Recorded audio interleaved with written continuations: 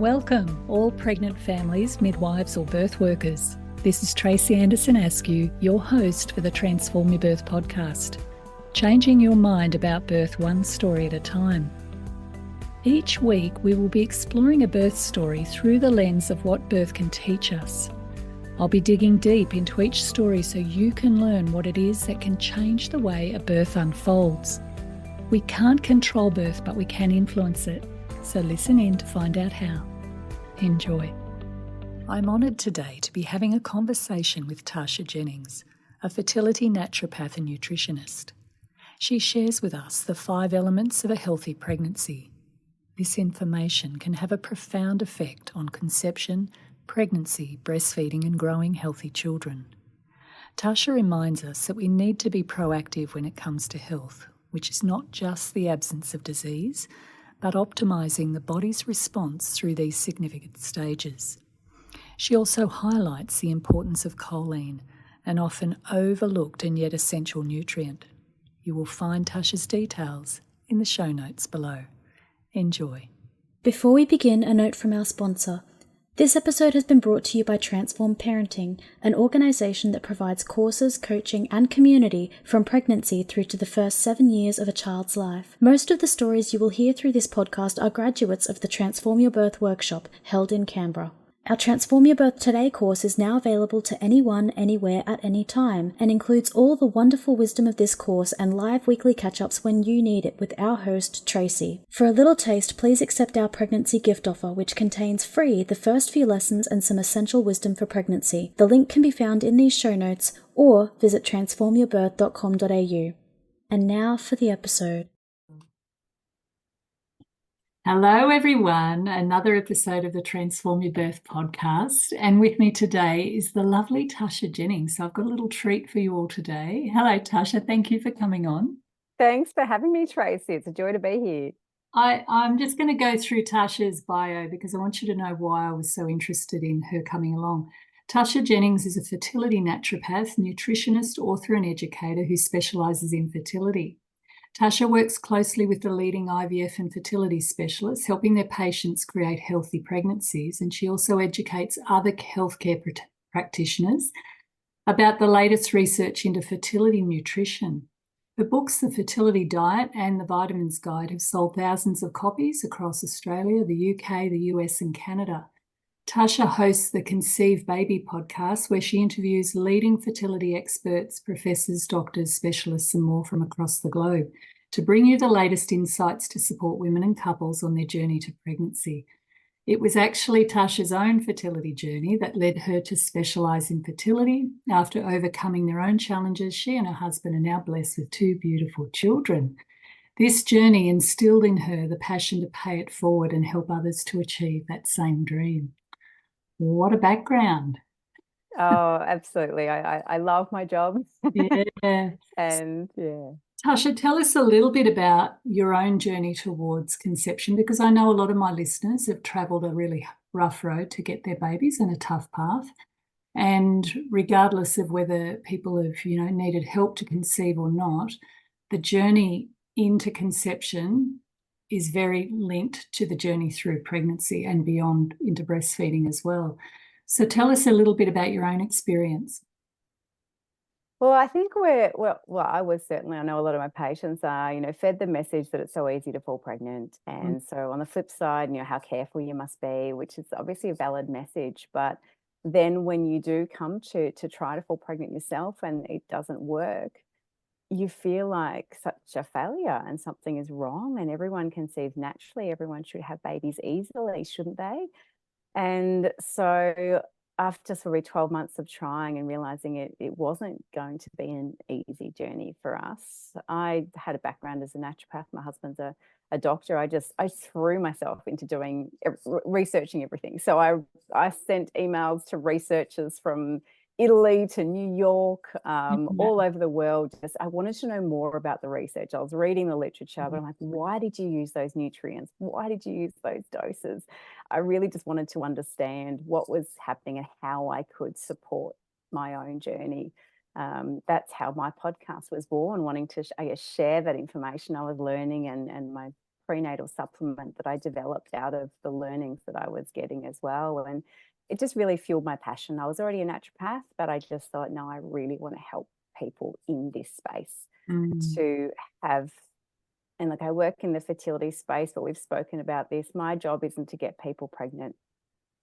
My job is to help you have a healthy baby. So that includes your preconception, your fertility, that influences your pregnancy and breastfeeding journey, just as you said. So I want to see that healthy, happy baby and healthy family at the other end. Wow. It's something we can't take for granted. And I think more and more people are aware of that. And we are, not sort of ready for babies until we're much older. So you did a lot of research. You started exploring all of some of the cutting edge stuff. What was the biggest surprise you discovered when you did that? The biggest surprise was some of the nutrients that I was reading about. And that's why I wanted to actually email the researchers and find out more, because I'm like, these aren't available in prenatal supplements. Or I'm a nutritionist and I've barely heard of these things they're talking about, particularly nutrients like choline. And I ended up speaking with one of the leading choline researchers in Cornell University in New York, who was absolutely wonderful. And I ended up having quite a good relationship with her. Her research was really phenomenal. And it was really proving that the choline is just as important as folate in the early stages of pregnancy and the neural tube development, and later stages of pregnancy and brain development, and even more so into breastfeeding. It's one of the few nutrients that's even more important during breastfeeding. And so I wanted to know, why are we not hearing about this? And it was really because most of the nutrients we know about were discovered back in the 1940s, but choline was really only understood in 1998, and which is relatively recent. I wasn't there in the 1940s, but 98, I was definitely here. So it's just a relatively new player. So it still hasn't fed through. I mean, some of our obstetricians and that haven't, did their study, pre this nutrient even being in the textbooks. So it's such a new and developing model. But I love the quote that came out of one of the research papers that said, we are still unraveling the role it plays in human health and particularly reproductive function and development, but we know enough to start preaching the choline message. And that was years ago. We now know tons more and how important it is. So it was just really surprising to me when I delved into the literature that I just wanted to share this information. Wow. Well, we might dig a bit deeper into that. But before we go there, it'd be lovely to hear about, with your research and then dealing with your own story, how were you able to, conceive yourself? What sort of turning points did you have? It was really helping to understand the why, and that's something I delve into a lot with my patients. I think you're put in this unexplained infertility category, and I know I was a bit almost shell-shocked when we went to see the specialist, that it was just like, okay, we'll try for another 3 months, and if you're not pregnant, then there's always IVF. Like, but we don't know why we're not getting pregnant. How do we know IVF is the solution? So I delved deeper. My ovulation was all over the place. My window was all over the place. I felt almost, as a naturopath, I thought, I should understand this. I understand the textbook cycle, but I was so busy doing life that I wasn't paying enough attention of what was happening with my body. We looked at my husband's semen analysis. We made improvements there. I looked at my cycle. I started really concentrating on my cycle and regulating my cycle. And fortunately, we didn't need IVF. We fell pregnant. Wow. So I was able to, and then we conceived our daughter. It took a little while as well to conceive my daughter, because I naturally have a bit of PCOS. I know a lot of my patients struggle with that as well, which affects your ability to ovulate and the regularity of your ovulation. So that was my main issue. So that's what I delved into, but it gave me a fascination into the topic.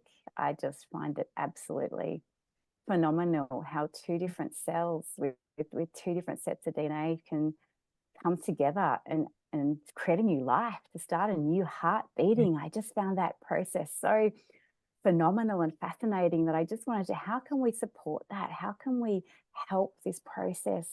And that's when the more I dug into the research and the more I spoke with these researchers about the impact of what we do in the 90 days prior to conception, when our, egg and sperm are developing, but right the way through pregnancy, and the influence that we have on through diet and lifestyle choices on the outcome, on our genes, on our DNA. That just, I wish people would be able to, and that's what I guess hopefully I provide my patients. And in my Your Fertile Pantry program, I know I talk a lot about that, which is my online program, is teaching people the importance of what we are fueling the creation of this new life with. And I think that helps them understand the best choices to make from there, because I know there's a great study about what we eat affects your genes. It was a Norwegian study, and it showed the people in the study, it took just 6 days for a change in their diet to influence their DNA. So I think that's something. Wow. We kind of think our DNA is set in stone, but it's not. The way those genes are expressed, and this is something that we can influence in our child. So disease predispositions, the way our DNA communicates and talks to each other, we can influence by the choices that we're making.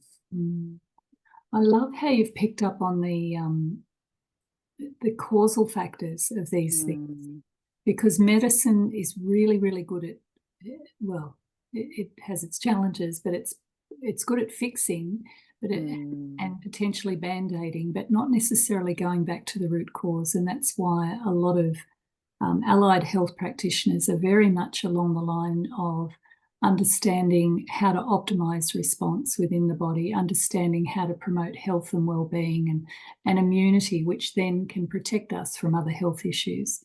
And approach, I think, is really important, because without understanding the nature of the body and what it needs to function optimally, we can continue to live our lives with poor health and go off and get scripts and perhaps surgery and things, which can be incredibly helpful under certain conditions, but without really exploring the optimization of the human body. And that's sort of what you're describing there. I love that. Yeah. And I love empowering patients with that information too, because I always love to, right from preconception right through their pregnancy journey, I love to see their test results and empower them to look at them with a keener eye, because they're often told they're fine, and yet they are fine. They don't have a disease. And that's what I'm married to a doctor. I work with amazing specialists. They are great at what they do, but they're looking for a disease or deficiency. We don't just want the absence of disease, and particularly when we're wanting to conceive over 35, over 40, which is my majority of my patient group, we really want optimal. So even if everything has been fine, I say extend it through anyway. I'd love to have a look. I want to see where your levels are. I want to see them. I check them usually around the 20-week mark. I'll check them around the 12-week mark. We'll check your levels, and I love to look at even things like homocysteine that the doctors won't check. That's a great marker of how well you're metabolizing your folate. I think folate on its own is, I wouldn't say irrelevant, but it shows how much folate's in your bloodstream. So if you've taken a supplement, whatever it is that morning, it's going to show as high. So it's a largely false marker. I want to know, and that's why I developed my supplement as well, that the nutrients are getting into your bloodstream and being metabolized and absorbed where they need to be. So homocysteine is a really good marker of how well you're metabolizing and utilizing that folate. Right. So tell us then, Tasha, what sort of advice would you give to pregnant women about promoting their health through pregnancy? Well, there's 5 key things that I like to look at for fertility, but right the way through conception, to think about your diet, and this fuel is fueling life. So the 5 key categories I like to look at are energy. We need to be able to fuel energy. So what I'm talking about, that is your B vitamins. We're talking about, preconception, there's coenzyme Q10, things that fuel that mitochondrial energy, because when we're creating a new life, it requires a lot of energy. So I'm thinking bright, colorful foods that provide beautiful phytonutrients. They're going to help to fuel that mitochondria. We want to be providing building blocks. So we're thinking, your proteins, your good fats that help to fuel that building of your DNA. We want to be looking at antioxidants. So particularly as we get older, this is such a a fragile process in the body with those egg and sperm developing. We want to help to protect that. So again, we want to think at things like vitamin C's, vitamin E's, getting these again through our diet. Look, kiwi fruits, oranges, pomegranates, blueberries. We want to be looking at those beautiful antioxidants to help to protect the growth and development that's going on. We want to look at cellular health. So how healthy our cells are. So this is where we look at mineral balance and, have we got shriveled sultanas or nice juicy grapes? They're the same content, same raw materials, but are they really plumped up and healthy? Are we getting that beautiful flow of hydration in there and waste products out? So we want to look at the health of our cells. And then we also, the last one, we want to look at our environment. So the environment inside and outside. So what are we exposing ourselves to that might be influencing, I guess, the development process in our body? Because some of the chemicals and things that we can be exposed to, we, I guess, are deemed safe. But when we're looking at something that is so tiny and so fragile, sometimes those safe levels are still not ideal. So they are the 5 key aspects, I really believe, to creating healthy new people, a healthy new generation. It just goes beyond just egg and sperm. It's really creating new life and setting ourselves up. And I often say that I think we have this window of opportunity from those 90 days prior right the way through breastfeeding. So if you're pregnant listening to this, there's still so much you can do to nourish this right through breastfeeding. And I think it's almost, I'd take it as far as almost, I feel it's a responsibility that we have to our kids. We want to do the best for them. And I think people don't understand the importance of this fragile time and this time that we have to really optimize the DNA that we are passing on to our future children to give them the best start in life. That's fantastic. Tell us a little bit more about choline then and how to really promote that through their diet.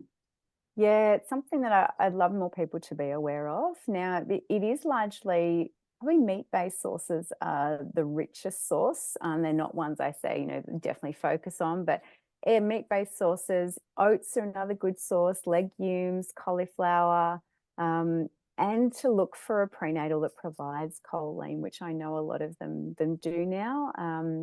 A good prenatal, my feeling, is never a replacement for a healthy diet. It's not something you can go, okay, I take a prenatal, I don't need to worry about what I eat. But on the flip side, I think it's important insurance policy just to make sure, because your diet's going to fluctuate. You're not going to have perfect days every day. So that kind of provides that insurance policy. So getting your choline rich sources, egg yolks are another great one. I love, eating eggs. I think they have a whole, I guess, connotations in regards to that reproductive development anyway. Obviously have them hard cooked if you're pregnant, to cook that egg yolk, but they're a really rich source of choline as well. Only a couple a day and you've got a really good rich source of choline there. But as I said, it's one of the few nutrients that becomes more important in breastfeeding. And I think there is sort of an assumption that pregnancy is the hard work part, but we're growing the baby. But, once they're out, once we're breastfeeding, it doesn't matter so much they're getting. But really, and then again, the research shows that breastfeeding is more nutritionally demanding than pregnancy. And I think we don't take that into consideration enough. We are still. I say to my families, you think pregnancy hunger is huge. Wait till you get to lactation hunger. Oh, I still remember. Yeah. Oh, yes, the hunger was incredible. And you're sort of feeding your bub with one hand and eating with the other. Bring it in on the other, on yourself. And it really makes a massive, massive difference. And so I think that awareness, even, that the fuel you're providing, and it's also hard to get really good fuel. So I don't know about anyone else who's even breastfeeding at the moment, but trying to feed the baby and cook yourself really good food is really tough. So that's where, a good supplement can help to support you to make sure you're getting enough choline. So choline is really important for brain development, is the main thing. So they're showing improvements in learning, memory, cognition, So it's helping, it fuels the acetylcholine, which is the neurotransmitter that in the brain that basically helps cells talk to each other.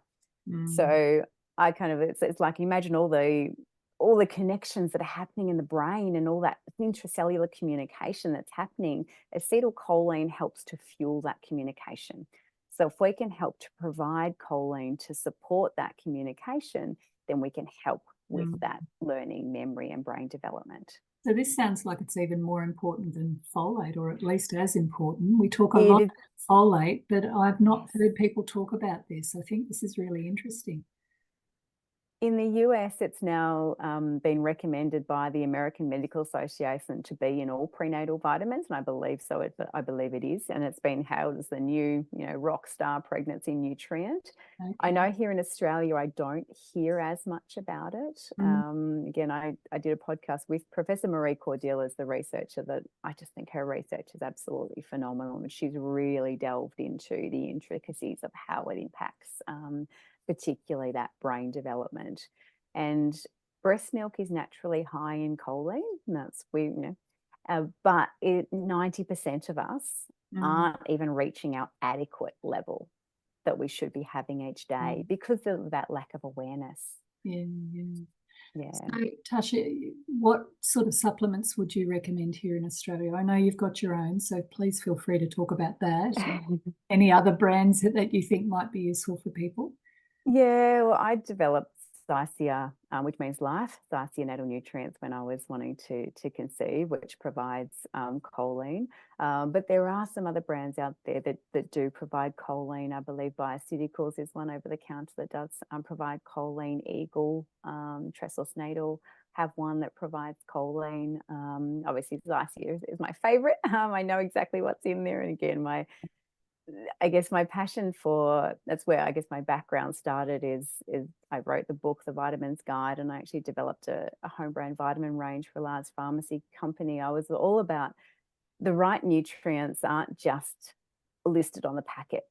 I want to know they're being metabolized and utilized by your body, because there's about, 4 different forms of magnesium. There's 4 different forms of iron. You can use the really cheap one and just list it on the packet, and all well and good, you've got enough in there. But when I look at it and go, oh, that's a really harsh form, that's not going to be very well metabolized. Like when people say my iron supplement constipates me. Well, iron shouldn't do that. If it's being utilized and absorbed by your body, why is it still sitting in your gut and causing constipation? That's not effective for anybody. So I'm really about the supplement, doing the right job for your body and being absorbed and utilized. So look for a supplement that does provide choline. And again, I teach in my Your Fertile Pantry program to look at the back of the packets, and I'll enable people because so that they can look, there's new brands evolving, but they can look at the back of the packet and make an informed decision as to what type of nutrient is in there and whether it's going to be the best for me and be absorbed.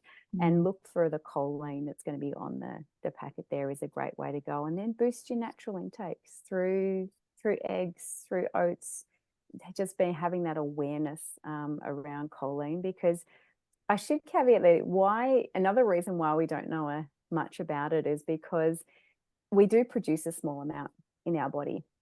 We produce it by the microbiome in our gut, and we used to think that we don't need any because our body manufactures it. But we now know that it manufactures it because we literally can't survive without it. It is that important to human health and development that we need to make a bit to keep us alive. But when we're talking about fertility, pregnancy, breastfeeding, we need more than just to keep us alive. We're creating a whole new human being. So we really want above and beyond just that, what keeps us alive. And that's where the adequate intake has now come into play. So there's now recommended adequate intakes, but research shows 90% of us aren't matching those intakes. Well, that makes a lot of sense then, doesn't it? When so and plus the way our food is grown, the lower mineral intake in our soil, different things are going to affect our body's ability to take it in through food sources as well, which I imagine would have a flow-on effect. Now, one of the other things, Tasha, I'd love you to talk about is around stress in pregnancy. And I imagine it would play a huge role in conception, because Absolutely. if you're stressed, you're telling your body it's not safe to create a human. Yes. And then, of course, that can flow on into pregnancy. What sort of Yes. advice would you give to pregnant women around their stress levels? I talk through stress relaxation and stress management techniques a lot. I run a program before my Your Fertile Pantry program where I go through mindfulness techniques to help to support people. My first caveat, though, is that acute stress is not a problem. We are meant to have acute stress and it comes back down again. That is perfectly normal. It's when the stress continues that it can become problematic. So my first sort of rule of thumb is don't get stressed about being stressed. So what we tend to do is we get stressed and then we stress about being stressed and then we stress about the impact that's having, and it's just No. snowballs. And Yeah. I don't know about you, I see a lot of type A personalities in my practice, I think, and you know, they've got used to getting everywhere that they've been in life and succeeded by working harder and just doing more, and I think fertility is going to be the same. I'll just work harder and do more, and it just doesn't work that way, unfortunately. But look at stress and go, how can I? Acute stress is fine. We're going to go through stressful situations, so don't stress that that's going to have an impact on your baby. But how do we bring that back down again? So I go through my fertility mindset reset, which I do over 5 days in my Facebook group, which people can join the Facebook group and do that for free, where I go through mindfulness techniques that just can help to bring the nervous system back down again quite quickly. And I know we've talked about breath work off air as well, and like that's something that I touch on as well. There's some simple things that you can help to do that can just help to switch on that parasympathetic nervous system, switch off that sympathetic fight or flight drive, and help you get back on track. So don't think that, you know, necessarily your stressful job is problematic. It's how you're holding on to that stress and whether you can actually release that stress and bring it back down again. That's the main issue. It's certainly a big part of what we teach in the Transform Your Birth course. And the breath is the pathway to the relaxation response. And certainly I worked as a breathing retrainer and educator for, well, a long time. I still do a little bit of it on the side sometimes with people who come out of the woodwork, but we can retrain our breathing in order to be able to optimize what we get out of each breath. And a bit like what you're saying with choline, the same thing is the breath. 90% of people breathe less than optimally, and we tend to be on the continuum of overbreathing, which is a form of hyperventilation or hidden hyperventilation. In its extreme form, we call it hyperventilation, but a lot of people have habits around the way that they breathe, which can cause them to be getting less out of each breath. So educating people about their bodies, their physiology, and how to optimize that response is, I think, essential in the world that we're living now, because it's just so overstimulating. And essentially, we've got to downregulate that stress response, because what Tasha's talking about is not only relevant for conception and healthy pregnancies, but childbirth demands it. To be able to, in order to work with the birth process, we need to be able to relax. And by the way, breastfeeding needs it as well. If you're stressed, it's harder to get a letdown and everything that goes with breastfeeding. I think reproduction, really, the whole, from fertility, obviously that's a hugely stressful journey, particularly I guess a lot of my patients who are in that struggling to fall pregnant. But as you said, right through pregnancy and breastfeeding, managing that stress response is so important to be able to do, and can be relatively easy when you know how to do it, and you can take the pressure off yourself.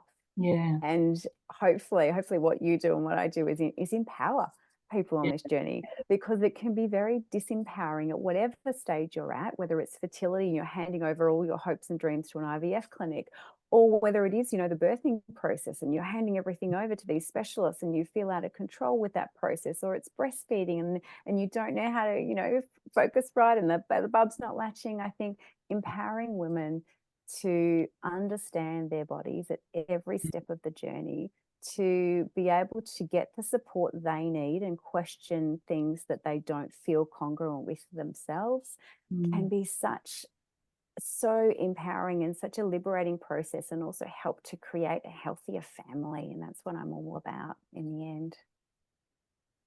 I think it's so ironic that as women who have so much choice now in our lives, and we're often, like you talk about type A, I relate to her. I recognise her. She had to take a backward step though when I became a mother of 4 sons, because when I look back at my own journey, you know, through conception, pregnancy, breastfeeding, and being at home with children, so much of that journey is not about doing more, it's about being and letting go of control, letting go of fear, letting go of the need to know what's going to happen, to get more comfortable in the mystery of not knowing whether our child's going to sleep through the night, or not knowing whether our breast milk is enough for them, and we have to sort of trust that they'll let us know if they're not getting enough. And at every turn, it's all about letting go and moving the whole body and our being into a state of that's just different. It's different to what we're used to living, which is the hustle and the bustle and the being on and switched on and stimulated and continuing to stimulate our brains even when we're home. It's a very different way of being. And I think it's worth considering, those people listening today, think about your own sort of way of being. And if you can invite or create conditions around you that enable you to just be quiet and still and let go and be, and not always be on, because that will hold you in good stead all the way through this process.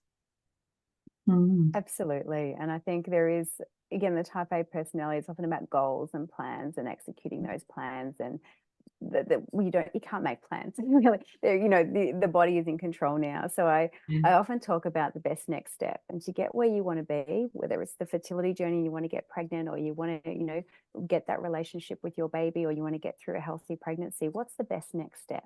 Because we can see that far. We can't see the whole staircase, but we can see that best next step. So just take that best next step, and then from there take that best next step, and that's the best way to get you to top of that staircase and where you want to go. But don't worry about where it's at the end of it right now. That's overwhelming, and that's where stress can kick in. And I think we also, I was a lot of my fertility patients, and even early pregnancy is really a very stressful period. And they often, our brain naturally, and I did some research, we're actually biologically programmed for our brain to jump ahead and think the worst, just so that we can be prepared, which is really, really unhelpful. And I love the quote that's so simple and silly that I think it just works. And I'll probably stuff it up because I won't get it right. But when you're having negative thoughts about how all this is going to pan out, remind yourself you're a terrible fortune teller. And I think it was Donna, someone, so I should credit her with what that was. But I just think it's just so, okay, come back. So we don't know. Just take that best next step, especially when, you have had a long journey to get pregnant and you're really nervous around the pregnancy. We don't know how all this is going to pan out. And I wish jumping ahead and protecting ourselves, I wish that worked. From personal and professional experience, it doesn't. You feel crap on the other side if, things go wrong anyway. But just know you don't know how all this is going to pan out. Take the best next step and you'll get there with the right support.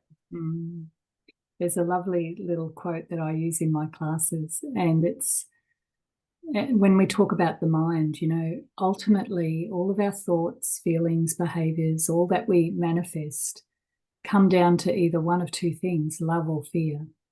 And when you kind of put it all in that frame of we're walking into the mystery, we don't know what's ahead, particularly people who've had bad outcomes where that stress can be very real based on very real experience. One of the things you don't want to do is marinate your baby with fear. You want to marinate your baby with love. Cook your baby in love juices. Yes. And that's something we can control. We can choose love. We can feel the fear. We can process our fears. We can write about them, talk about them. And I think the mind, the subconscious particularly, needs us to do that. We can't let fears float around. We've kind of got to create a bit of a game plan. But at the end of the day, once you work through, you get clear on what you need to focus on, then your fears can just sit in, the ones you have to keep, can just sit in the back seat of the car, and you let love be the driver. And fear's there to protect, but only when you're in very real danger. So, absolutely. Yeah, learning little those mental strategies. frameworks to just, hold space for people to be able to sit in that space. Yeah, because they are very real fears and thoughts. And I do love the saying that you don't have to believe your thoughts. Your thoughts aren't you. And so I think separating yourself and looking at those thoughts and, putting them, I talk about putting them through a UV filter. Yeah. Are they useful and are they valid? Yeah. And a lot of the times, once they go through that filter, they're neither useful, and most of the times they're actually not even valid. But even if they are valid, are they useful? Are they serving me right now? Are these thoughts, even though they can be valid, that I am nervous about where things are going to go? They're valid. I've had a history of miscarriage potentially. That's a valid fear. But is it useful right now for the situation? I mean, it's not a useful thought. So put them through that UV filter, and then we can start to get rid of some of those. And journaling is a great way to do that. Yeah, that's wonderful. Fantastic. Is there anything else you'd like to share with our audience, Tasha? Well, I hope everyone listening has, learned about the amazing opportunity you have to fuel the health of your future baby now. Whether you're listening to this and thinking about trying to fall pregnant, whether you're mid-pregnancy or you're breastfeeding, you have this amazing opportunity to support your baby and nourish your baby. So get the support around you need, listen to your body, tune into your body and whether it resonates with you. I think whether it's medical advice, whether I even say it to my patients, whether it's advice from me or whether it's advice from an IVF specialist, put it through your own filter. Do you feel congruent with that decision? And if you don't, ask why. So ask questions, listen to your body, and know you have this amazing opportunity to nourish your future baby right now, whatever your stage you're at. Beautiful. What a gorgeous message. Thank you so much.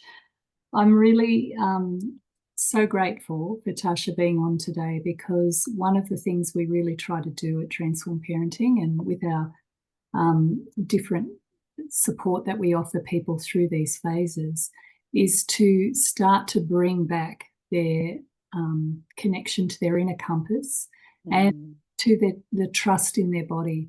And I love that Tasha's worked talking to us today about how to optimize the way that our body responds, both through conception, pregnancy, breastfeeding, and just in our overall health, to go back to the origins, back to basics, nutrition, exercise, stress, all of these things that are fundamental to our bodies working well. And, if ever there was a time to really indulge, if that's the right word, or to really step into fully owning your own health and well-being for both now and in the future as you age, it's now when you're bringing children into the world. I think prior to that, we're very busy serving other people's needs, but when you're pregnant and you're bringing a baby into the world, not only is it influencing you, it's influencing your baby, but your future health, and getting proactive around that is something I think we have to do in the modern age. Medicine's been wonderful at giving us this beautiful safety net, but we have to really start to own our health and what we do and how we march forth. And as a menopausal woman now, going through a whole lot of different hormonal structures, I've had to revisit that very thing, to look at when my body's out of balance and when it isn't, and to do things to support my new version of me. So it's an ongoing journey, my darlings. I hope this has been very helpful for you all to listen. And please tune in again next week for some more goodness. We'll have another story for you. So thanks for listening. See you again. Thanks for having me. Thanks, Tasha. We hope you enjoyed this episode. Please subscribe and share this podcast. This episode has been brought to you by Transform Parenting, an organisation that provides courses, coaching and community from pregnancy through to the first 7 years of a child's life. It is a place where you can learn, get support, and grow into your role as a parent. Why not take advantage of a special gift for all pregnant women at transformyourbirth.com.au? Or if you have children, we have a gift for parents also.